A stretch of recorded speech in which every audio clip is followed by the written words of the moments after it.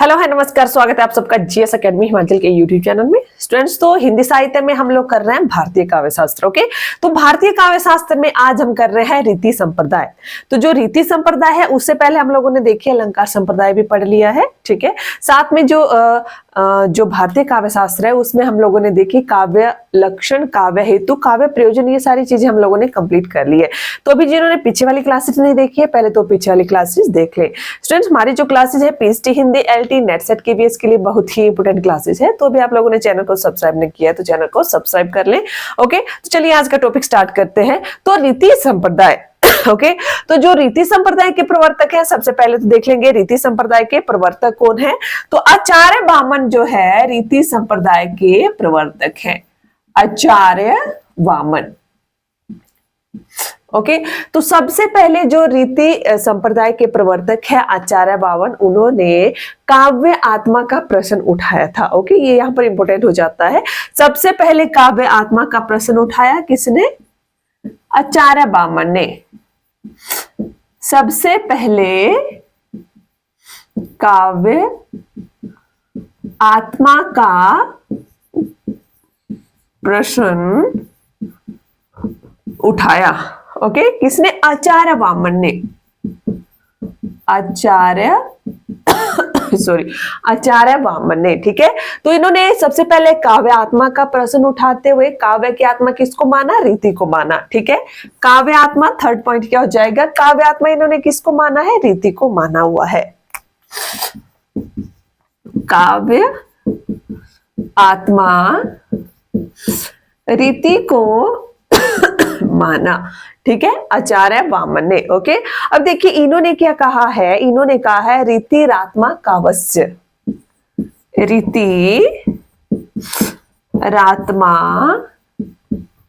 कावस्य। Okay, रीतिरात्मा कावस्य मतलब इन्होंने रीति को काव्य आत्मा कहा हुआ है, ठीक है। अब देखिए इससे पहले देखिए भरत मुनि आचार्य वामन से पहले भी कुछ आचार्य ऐसे थे जिन्होंने रीति के बारे में जो है कहीं कहीं वर्णन किया है, तो वो भी देख लेंगे क्योंकि वहां से भी इंपोर्टेंट हो जाता है। एग्जाम के पॉइंट ऑफ व्यू से पूछ लिया जाता है कि भरत मुनि ने रीति को क्या कहा है, ठीक है।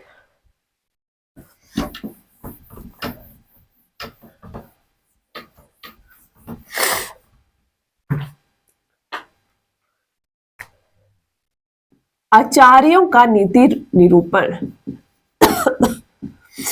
आचार्यों का रीति निरूपण, तो इसमें सबसे पहले आ जाएंगे आचार्य भरत मुनि ने रीति को क्या कहा। ओके, आचार्य भरत मुनि ने रीति को, भरत मुनि, तो इन्होंने रीति को क्या कहा है? प्रवृत्ति। ओके, इंपोर्टेंट पॉइंट है सारे। रीति को क्या कहा? इन्होंने प्रवृत्ति कहा हुआ है, ठीक है। उसके बाद आ जाता है आचार्य भामह ने काव्य भेद के अंतर्गत रखा। भामह काव्य भेद के अंतर्गत रीति को रखा हुआ है, ठीक है। तीसरे नंबर पर आ जाएंगे यहां पर आचार्य दंडी ने काव्य मार्ग कहा। दंडी ने क्या कहा है? काव्य मार्ग। ओके, दंडी ने रीति को क्या कहा? काव्य मार्ग कहा हुआ है। ओके, चलिए अब आचार्य वामन क्या कहते हैं रीति के बारे में, सबसे पहले वो पॉइंट देख लेंगे।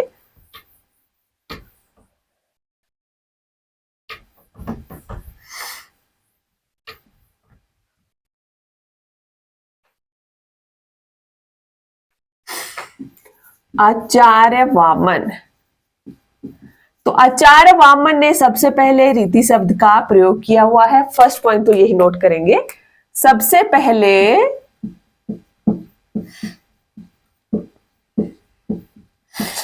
रीति शब्द का प्रयोग किया किसने? आचार्य वामन ने। ओके, आचार्य वामन ने सबसे पहले रीति का प्रयोग किया है। आचार्य वामन ने सबसे पहले रीति शब्द का प्रयोग किया हुआ है, ठीक है। अब देखिए जो दंडी थे, दंडी ने रीति से जो है गुण को जोड़ा हुआ था जो दंडी थे। ठीक है, चलो दंडी का बाद में देखेंगे, पहले वामन का ही देख लेते हैं। तो देखिए इन्होंने क्या कहा है, विशिष्ट पद रचना रीति, विशिष्ट पद रचना रीति। ठीक है, अब देखिए यहाँ पर ना जो संस्कृत की परिभाषा है वो याद रखनी है आप लोगों को। ठीक है, क्योंकि ये इसी तरह एज इट इज पूछी जाएगी एग्जाम में, क्योंकि भारतीय काव्य शास्त्र है, जो भारतीय काव्य शास्त्र है इसका मूल ग्रंथ जो है संस्कृत ही है। ठीक है, और जो हमारी हिंदी भाषा है, हिंदी भाषा की मूल जननी संस्कृत है, तो हमें यहाँ पर जो भारतीय काव्य शास्त्र है उसमें हमें संस्कृत देखनी पड़ेगी। ठीक है, जो पंक्तियां हैं वो हमें संस्कृत में ही याद करनी पड़ेगी। ओके, विशेष गुणो आत्मा, विशेषो गुणो आत्मा, विशेषो गुणात्मा।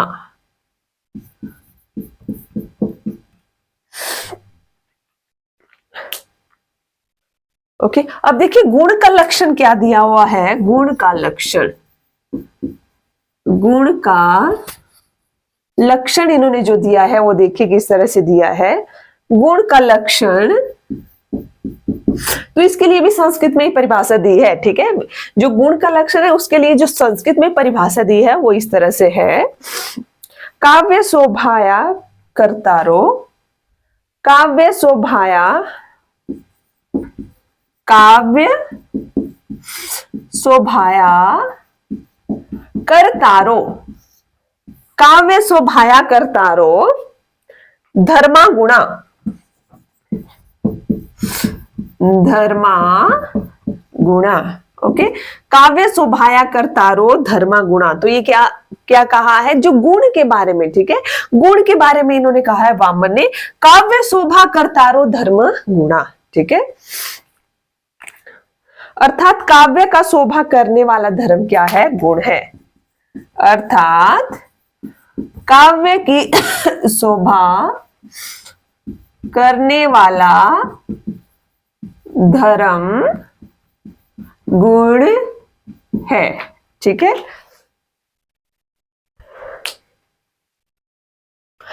ओके,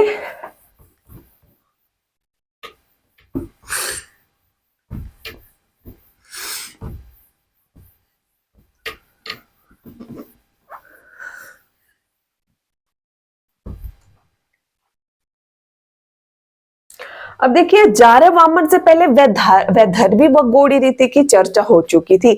इन्होंने पांचाली रीति के बारे में वर्णन किया हुआ है। ठीक है, वैदर्भी व गौड़ी रीति जो पहले से इनकी चर्चा हो चुकी थी, इन्होंने पांचाली का वर्णन किया है। ठीक है, क्या किया इन्होंने, पांचाली का वर्णन किया है। इस तरह वामन ने कितनी रीतियां मानी है, 3 रीतियां। इसके नेक्स्ट हम लोग रीतियां ही करेंगे कि किस आचार्य ने रीतियों की संख्या कितनी मानी है, और यहां से भी क्वेश्चन बनते हैं। ठीक है, तो वामन ने पांचाली रीति का आगे वर्णन किया हुआ है। ओके, और इन्होंने 10 गुण माने हैं। गुण कितने माने वामन ने, गुण इन्होंने 10 माने हुए हैं आचार्य वामन ने। ठीक है, ठीक है, फिर 10 गुण इन्होंने माने, इन्होंने 10 शब्द गुण और 10 अर्थ गुण माने हैं। ठीक है, इस तरह से गुणों की संख्या 20 हो गई थी इनके। ओके, आचार्य वामन के।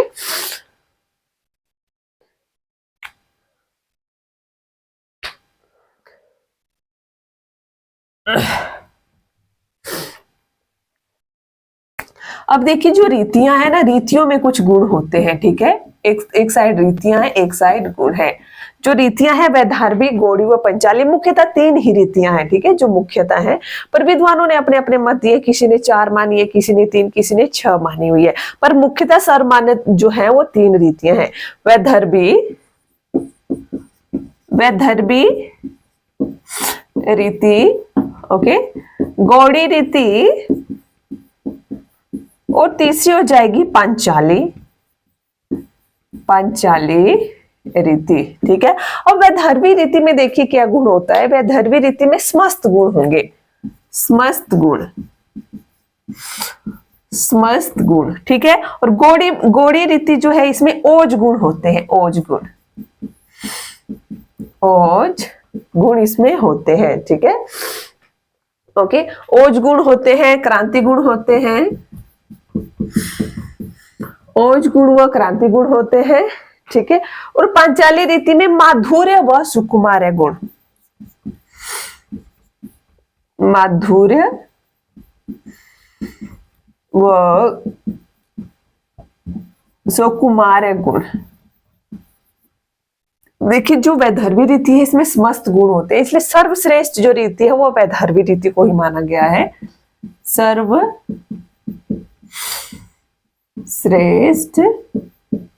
रीति। ओके, तो सर्वश्रेष्ठ रीति किसको माना गया है? वैदर्भी रीति को ही माना गया है। तो रीतियां कितनी है? वैदर्भी है, गौड़ी है और पांचाली है, ठीक है। तो वैदर्भी रीति में समस्त गुण होते हैं, इसलिए इसको सर्वश्रेष्ठ रीति माना गया है। गौड़ी रीति में ओज गुण व क्रांति गुण होते हैं, ओके। और नेक्स्ट जो है पंचाली रीति में माधुर्य व सुकुमार गुण होते हैं, ओके। अब जो वैदर्भी रीति है ना, इसमें मतलब समस्त गुण, ठीक है, समस्त गुण आप लोग समझ सकते हैं ना, समस्त गुण इसमें होते हैं, ओके। चलिए ये हो गया, आगे चलते हैं।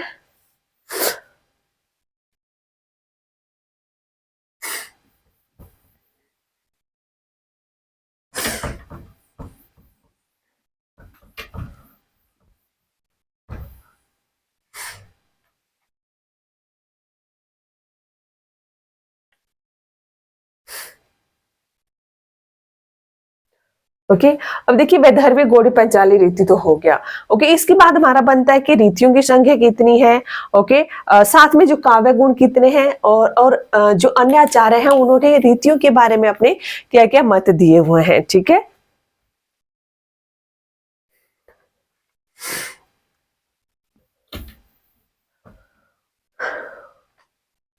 सबसे पहले तो आचार्य आनंदवर्धन क्या कहते हैं? आचार्य आनंदवर्धन, ओके। तो आचार्य आनंदवर्धन का कहना है, देखिए क्या कहते हैं, इन्होंने रीति को संगठना कहा। क्या कहा? रीति को संगठना कहा। किसने? आचार्य आनंदवर्धन ने, ठीक है। और इन्होंने रीति को समास के साथ जोड़ा, समास के साथ इन्होंने रीति को जोड़ा हुआ है आनंदवर्धन ने, ठीक है। नेक्स्ट है आचार्य मम्मट क्या कहते हैं? आचार्य मम्मट, ओके। तो आचार्य मम्मट का देखिए क्या कहना है, इन्होंने रीति को वृत्ति कहा। स्टूडेंट्स यहाँ से क्वेश्चन बनते हैं, आप लोग देखना एग्जाम में पीवाईक्यू के हिसाब से यहाँ से क्वेश्चन बनते हैं, रीति को किसने क्या कहा, ठीक है, काव्य गुण कितने हैं, ठीक है, इस तरह से मतलब किस आचार्य ने कितनी रीतियां मानी हुई है, ओके। तो आचार्य मम्मट क्या कहते हैं रीति को? आचार्य मम्मट ने रीति को वृत्ति कहा, रीति को वृत्ति कहा। किसने? आचार्य मम्मट ने, ओके। अब इन्होंने देखिए जो रीति को क्या कहा? वृत्ति कहा, ठीक है। इन्होंने वृत्तियों को जोड़ा हुआ है गुणों के साथ, ओके। गुणों के साथ इन्होंने वृत्तियों का संबंध जोड़ा, गुणों के साथ वृत्तियों को, वृत्तियों मतलब रीतियों को, ठीक है, क्योंकि इन्होंने रीतियों को क्या माना है? वृत्ति माना है, ठीक है। तो ब्रैकेट में लिख लो रीतियों, गुणों के साथ वृत्तियों को जोड़ा। किसने? आचार्य मम्मट ने, ओके।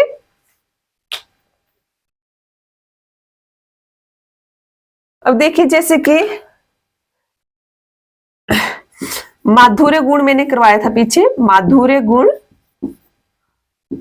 माधुर्य गुण हो गया, प्रसाद गुण है, ठीक है। माधुर्य गुण, ओज गुण और प्रसाद गुण, माधुर्य गुण, ओज गुण और प्रसाद गुण, ठीक है। तो माधुर्य गुण किस में होता था? किस रीति में होता है माधुर्य गुण? तो माधुर्य गुण जो है वैदर्भी रीति में, वैदर्भी में माधुर्य गुण है, ठीक है। गौड़ी रीति में ओज गुण है और पांचाली में प्रसाद गुण है, ठीक है, ओके। अब देखिए आचार्य मम्मट ने क्या नाम दिया है इनको? तो आचार्य मम्मट ने इनको उपनागरिका, परुषा व कोमला नाम दिया है, ठीक है। उपनागरिका, उपनागरिका, ओके, उपनागरिका हो जाएगा परुषा, परुषा व कोमला नाम दिया है। ठीक है, ये है, इन्होंने नाम दिया है, किसने? मम्मट ने। ठीक है, मम्मट ने क्या कहा है? देखिए, उपनागरिका को वैदर्भी को उपनागरिका, गौड़ी को परुषा कहा और पंचाली को कोमला रीति कहा हुआ। तो इस तरह से भी क्वेश्चन आया था एग्जाम में कि इन्होंने वैदर्भी रीति को उपनागरिका नाम किसने दिया? तो किसने दिया था स्टूडेंट्स? ये दिया था मम्मट ने। ओके, तो देखिए इसमें गुण भी मैंने साथ बता दिए। माधुर्य गुण वही है, ओज गुण और प्रसाद गुण है। वैदर्भी को उपनागरिका नाम दिया, गौड़ी को परुषा व पंचाली को कोमला नाम दिया है आचार्य मम्मट ने। ठीक है, ओके। अब आनंदवर्धन ने, देखिए आनंदवर्धन ने किस तरह से इनको जोड़ा हुआ है। तो इन्होंने गुणों को चित्त की वृत्तियों के साथ जोड़ा हुआ। ठीक है, आनंदवर्धन ने, यहीं पर करवा दूं मैं आनंदवर्धन का भी साथ में। आनंदवर्धन, आनंदवर्धन, तो इन्होंने देखिए क्या कहा? इन्होंने कहा है चित्तद्रुति, चित्तदीप्ति, चित्तद्रुति, चित्तदीप्ति, चित्तद्रुति है, चित्तदीप्ति हो जाएगा। फिर नेक्स्ट है चित्त व्याप्ति, चित्त व्याप्ति। ठीक है, ओके। तो देखिए और सेम ही रहेगा आगे। तो चित्तद्रुति में क्या है? माधुर्य गुण है। चित्तद्रुति में चित्तदीप्ति में क्या है?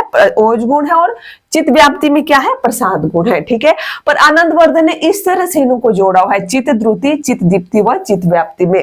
और मम्मट ने उपनागरिका, परसा व कोमला इस तरह से जोड़ा हुआ है। ठीक है, ओके। नेक्स्ट है इसमें, नेक्स्ट देखिए विश्वनाथ क्या कहते हैं।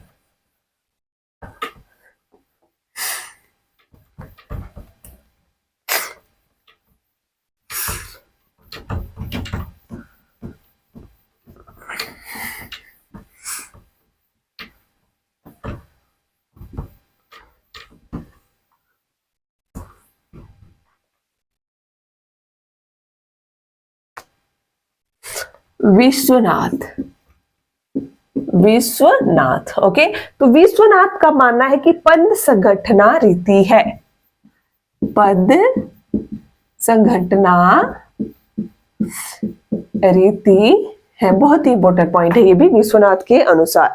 ओके, विश्वनाथ का ये कथन है। ठीक है, क्या माना इन्होंने? इन्होंने कहा पद संघटना क्या है? रीति है। विश्वनाथ जी ये कहते हैं। ओके स्टूडेंट्स, आज की क्लास में यही एंड कर रही हूँ। आई होप आप लोगों को वीडियो अच्छी लगी होगी। वीडियो अच्छी लगी होगी तो लाइक करें, शेयर करें। चैनल में नए हो तो चैनल को सब्सक्राइब करें। Thank you.